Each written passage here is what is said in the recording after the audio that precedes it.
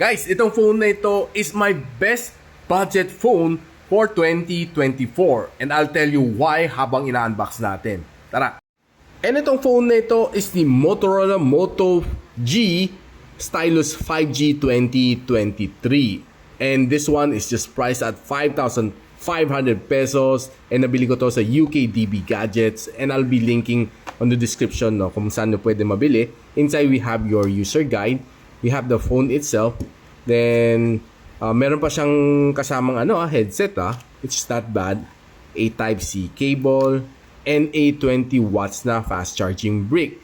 So far yun lang mga laman. And of course, meron siyang SIM ejector tool which is naipit ko dito. Ayan, pakita ko siya. Ayan, nandito ang SIM ejector tool. So it comes together with a case. Medyo lumabo na kasi I've been using this for over a month already. Tinest ko talaga muna siya naman sinsin na. And this is how it looks like dito sa likod. So this is the camera module. A 50 MP the main camera sensor with a ultra wide lens na 8 MP. And this can shoot you up to 4K and 30 FPS. Wala ka pang makikitang phone na may at this price point na may ultra wide lens. What more 4K recording, no? Yung likod niya is very simple, matte finish and just a Motorola design. Curve yung kanyang sides and matte finish. And what's nice dito sa likod, sa ilalim pala, meron siyang audio jack. And eto guys, meron siyang stylus, no? Normally, makikita mo lang mga stylus sa mga Samsung Galaxy S24 Ultra or sa mga premium phones out there in the market. And yeah, makita mo na dito at just 5,500 pesos. Kita mo guys, ang ganda ng kanyang stylus, which is for me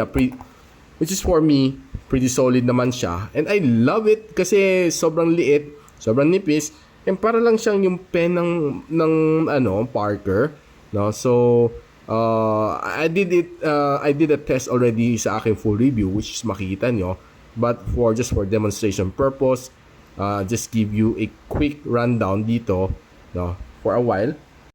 So right now pwede tayong magsulat dito, diba? Okay na okay. So almost the same feel din sa S24 Ultra. Makakuha mo rin dito sa 5,500 pesos phone ni Motorola, which is quite okay. And another thing is that this one is being powered by the Snapdragon 6 Gen 1. No? So at this price point, sa ibang phone, MediaTek Helio G81 na makukuha mo. Ito, 572,000 points makukuha mo. Ang taas. No? Which is okay. And another thing na napansin ko, meron siyang micro SD SIM slot dito sa loob. Pero isa lang ang kanyang 5G slot. So, nung nilalaro ko siya, napansin ko, teka, nasaan yung kanyang second slot? And this is what I found, no? Meron sa eSIM support guys, no? 5,500 pesos eSIM support guys. Are you nuts? Sobrang napawaw din ako dito sa kanyang features, no? And there's a lot of features na makikita mo rin dito sa phone na ito, which is sobrang mamamangha ka. Meron siyang dual speakers din. Talagang for me, sobrang winner itong phone na ito. Si Motorola Moto G Stylus 5G 2023. So guys, what are you waiting for? Check the link sa description kung saan na pwede mabili itong phone na ito bago siya maubos. Sobrang nang sulit guys, be it a daily driver or be it a backup phone, wala kang talo dito sa phone na ito.